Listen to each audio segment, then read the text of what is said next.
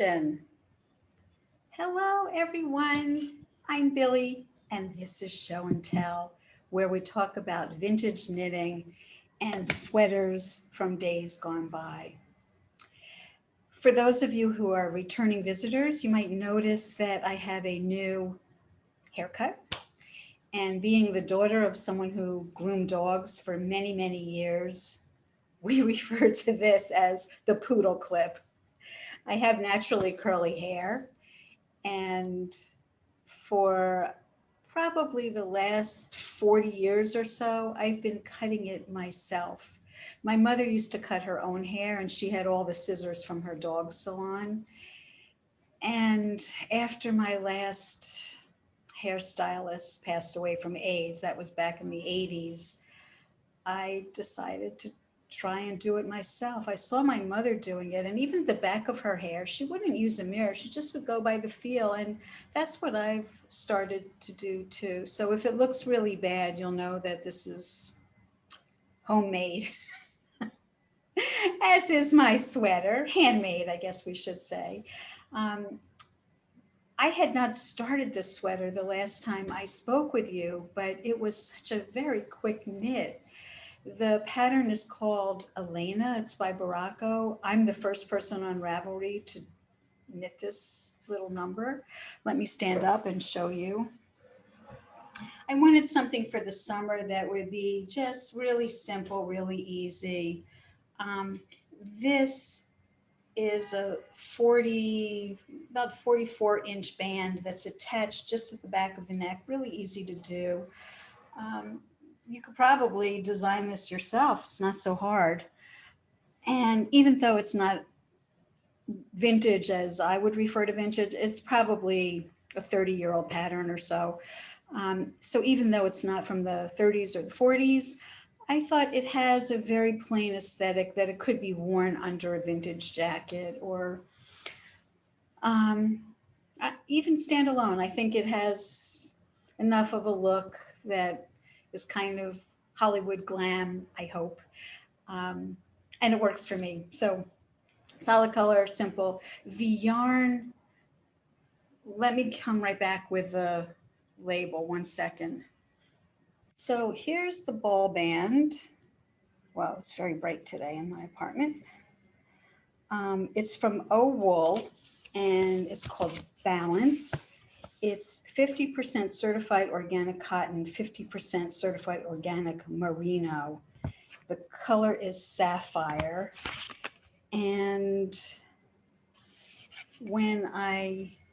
my comments about the yarn is when I soaked my swatch and blocked it, a lot of this blue dye came out in the water. I have not blocked the sweater yet, but now at least I know when I do, I can't wash it with anything else. It would ruin anything else. I'll have to use extreme care, cold water, and maybe even vinegar to try and set it. Um, I over purchased, so I still have two of these cakes. This one's almost full. This is totally full cake. But I think in due course, I might make another beret or something.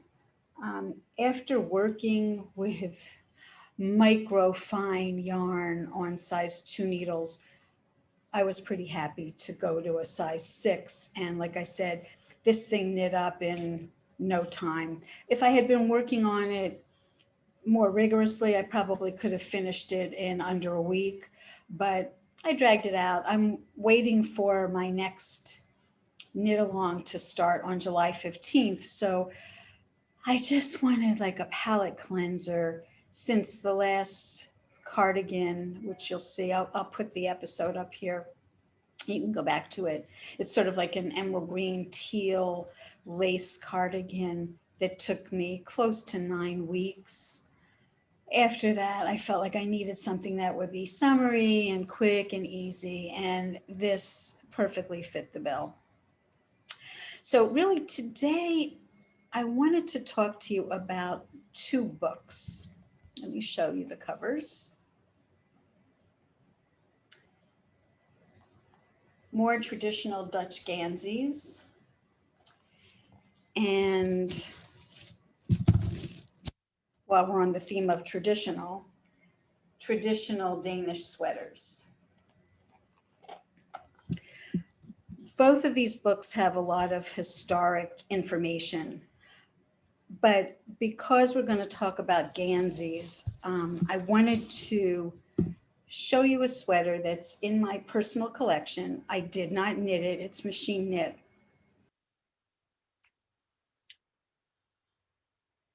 Ganseys were typically knit for fishermen, and my Gansey, if you will, is for a woman, but the principle is the same. It's a T shape. The body is just a plain tube. They would have knitted in the round using double pointed needles, straight across the shoulder, and then the sleeve is picked up from that tube and tapered. The concept in this sweater is exactly the same as the Ganseys of the UK and some of the other northern countries. I don't know if you're able to see on mine, it happens to have an anchor, so there is that little bit of a nautical motif. And there's vertical designs, but they're always done with knit and purl stitches so that there's a texture, and they were solid colors. So this one really fits the bill nicely. I might put a still picture in with a close-up of some of the details because it's really very elegant. This happens to be a sweater that I purchased in Paris back in the day when there were 10 francs to $1. My money went very far. So this is a Rodier, Paris. See that? I'm not sure if that's registering at all. If it's not coming out, I'll try and put a still picture in. But I do want you to be able to see. There's a motif, a lot of motif.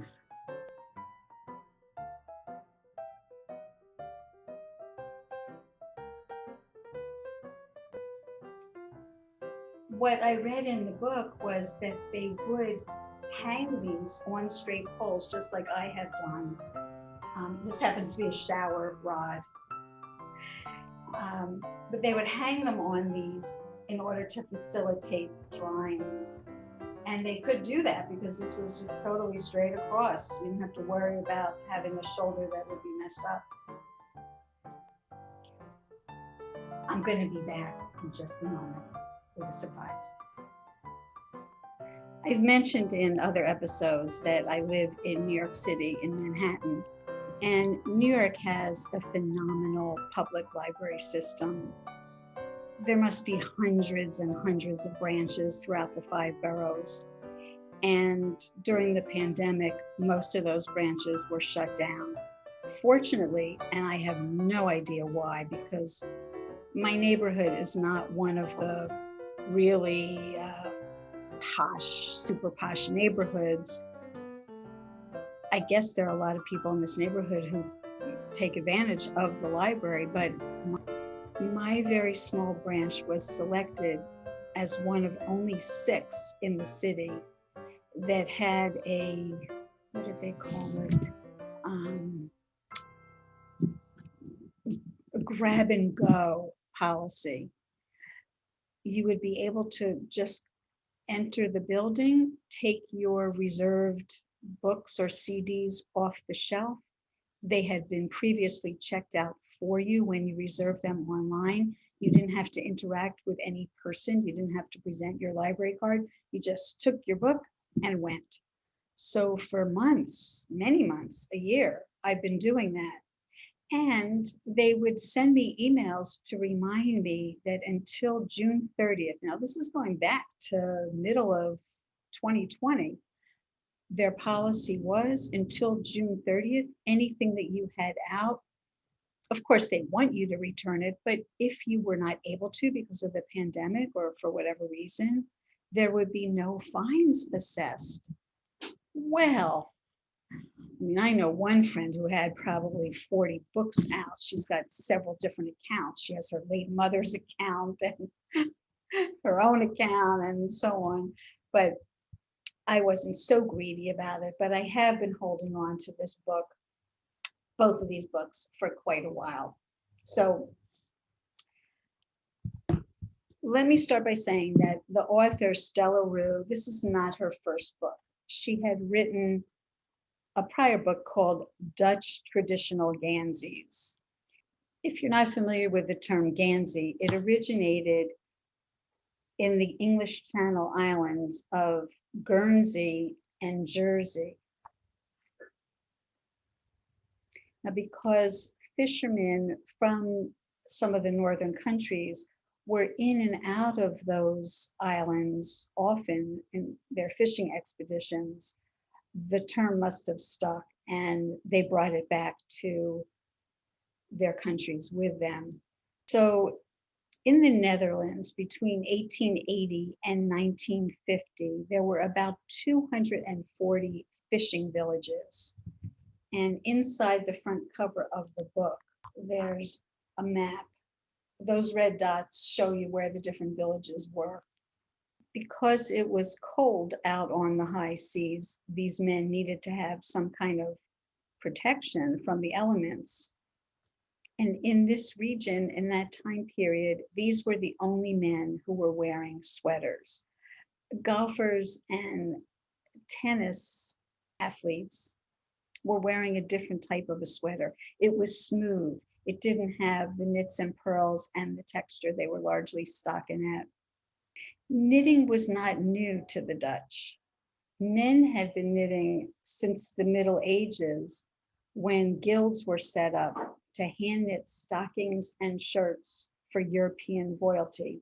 At that time, sweaters were also worn as underwear. From the 16th century onwards, men would knit sweaters for export to have something to do in between smuggling and acts of piracy, which were both major sources of income in these port towns. The motifs on the Ganseys differed by location and pertained largely to weather and fishing. So they would have things like hailstones, lightning bolts, waves, harpoons, or even fishing nets represented in the stitch patterns. There's a myth that suggests that a drowned fisherman could be identified by the designs on his Gansey. The lack of seams made it windproof and waterproof. And as I showed you, the T-shape made them easy to hang on the stick through the sleeves to dry. Over time, the neckline would become loose and cold, and even water could enter. So some of the fishermen would weave cords through the collar. This one doesn't have a collar, but theirs would have come up. So they would weave cords through with tassels or pom-poms on the ends. They weren't for decorative purposes so much as they were for them to be able to wipe their eyes. Sometimes when they were emptying the fishing nets, in addition to the herring that they were catching, they might also catch jellyfish. And the jellyfish secreted some kind of poisonous liquid, which if it got into their eyes, they wanted to be able to wipe out. So they use those pom-poms and tassels to wipe their eyes. The fishermen were not able to bathe themselves. On board, they had to conserve whatever fresh water they had, and they certainly couldn't use salt water for that purpose. Sometimes they only had 4 hours in between their shifts, so they just stayed in the same clothes. The sweaters became dirty and greasy and even fused to their skin. Sometimes the men would need to be hospitalized and their skin would have to be soaked in oil for 2 days before the clothing could be pulled off. I found it interesting that the poorer men had more stockinette stitches in their sweaters, because a sweater that had a more intricate pattern, alternating knits and pearls, would require more yarn, and that would cost more money. The author used images sent to her by families of these men and from the Royal Dutch Lifeboat Society, as well as some local museums. The Ganseys were knit by women, and because they were T-shaped, it was the chest measurement that determined the overall size. I mentioned before they're knit in one color using just the knit and purl stitches. Sweaters had been worn by fishermen in the 15th century in Iceland and Scandinavia, where they were using stranded two-color knitting to give them a second layer for additional warmth.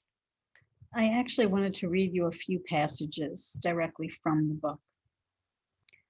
The Ganseys were knit circularly on 4 or 5 thin needles using fine twill from textilar sheep. Let me show you a picture of textilar sheep. Hold on a second. According to a tube system, they would add 4 to 6 centimeters, that's 1.5 to 2.5 inches, to the chest measurements, measured under the armpits around the chest. All sizes and numbers were then divided by 3. A third of the number of stitches was for one shoulder, 1/3 for the neck opening, which was not rounded initially, and ran in simple straight lines over the shoulders, like mine, and 1/3 for the other shoulder. At the height of the armholes, which formed 1/3 of the length of the overall Gansey, the body made up the other 2/3. The work was divided into 2 parts, and the back and front were worked separately on 2 needles. The shoulder seams were closed with a knit bind-off, creating the armholes. Stitches were then picked up around the armhole to knit the sleeve, decreasing the number of stitches towards the wrist. There were no seams to sew, making the Ganseys totally seamless. It wasn't until the 1920s when Coco Chanel, inspired by the sweaters worn by fishermen from Brittany, introduced the sweater as outerwear for everyone. Maybe that's why my sweater's made in France. Thank you, Coco. Or should I say, merci, Coco. Getting back to the sheep, sweaters were knit from the underbelly, the short hairs of these particular sheep.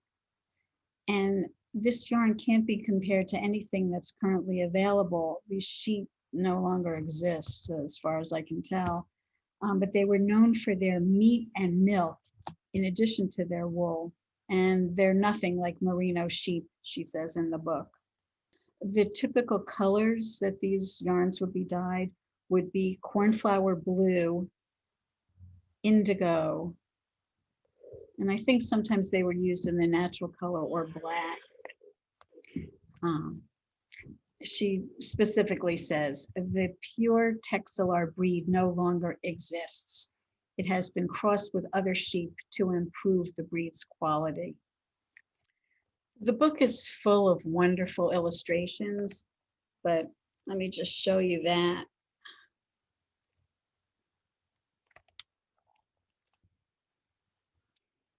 And most of the book has patterns that you can work from, including several pages of some of the patterns I mentioned before, waves and lightning bolts and so forth. Ganseys are so intertwined with the fishing industry that in the book, she says, without herring fishing, there would be no Ganseys. Now, in Vivian Huxbrough's, I don't know how you pronounce it. Somebody will correct me.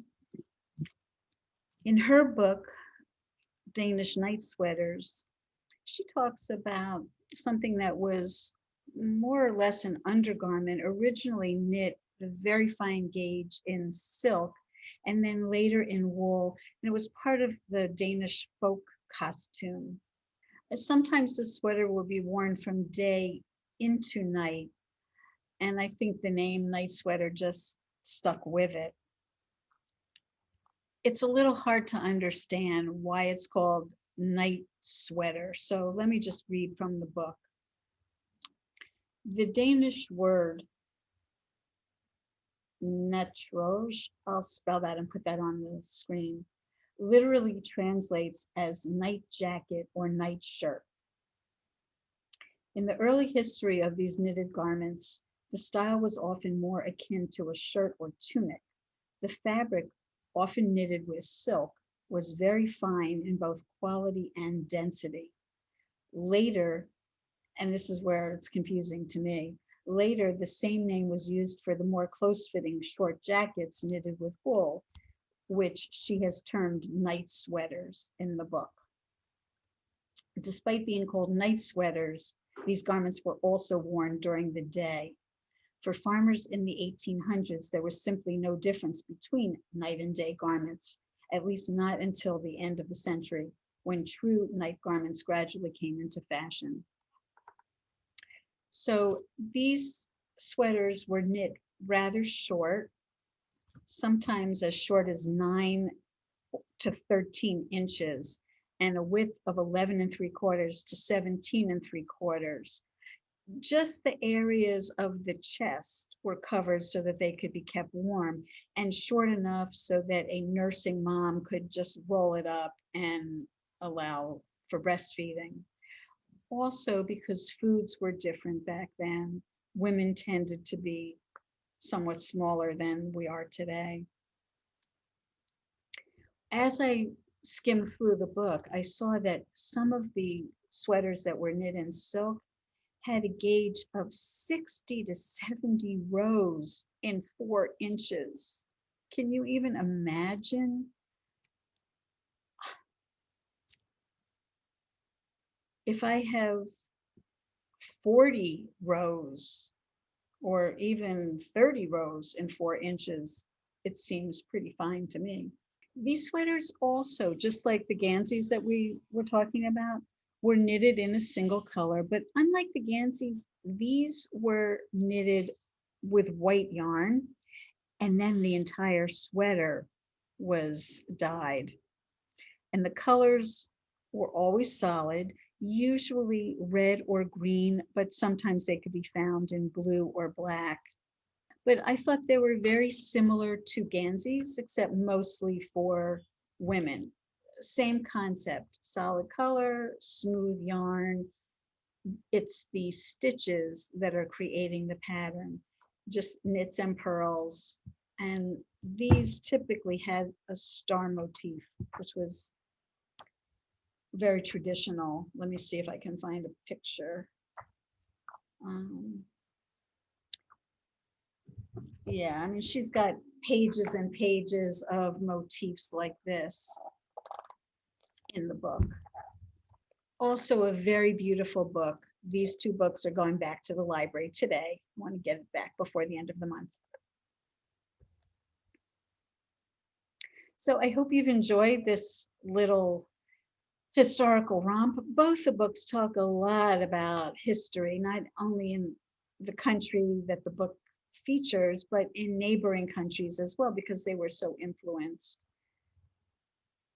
Before I wrap up for the day, I want to once again mention that on July 15th, we'll be starting another knit along with Jeannie. I'll put a still picture here.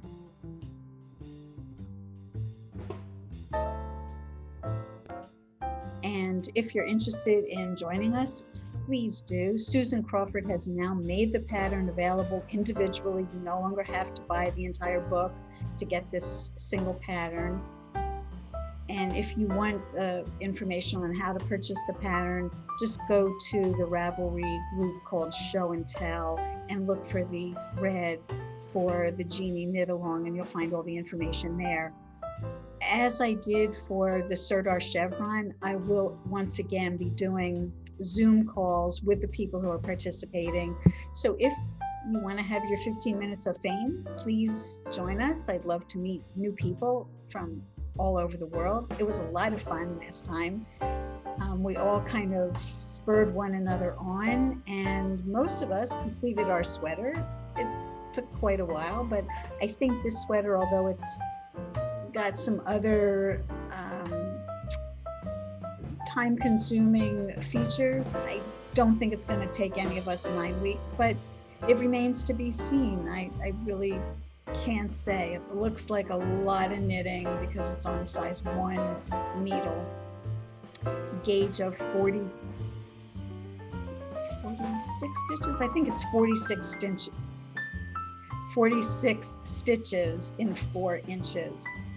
But it's a challenge, and if you're up for the challenge, don't be afraid to join us. It'll be fun. I mean, at the end, you'll have a sweater.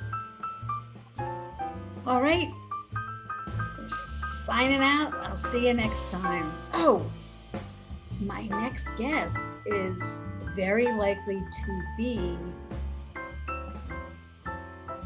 Dutch. So we're going to see some different kind of Dutch handiwork.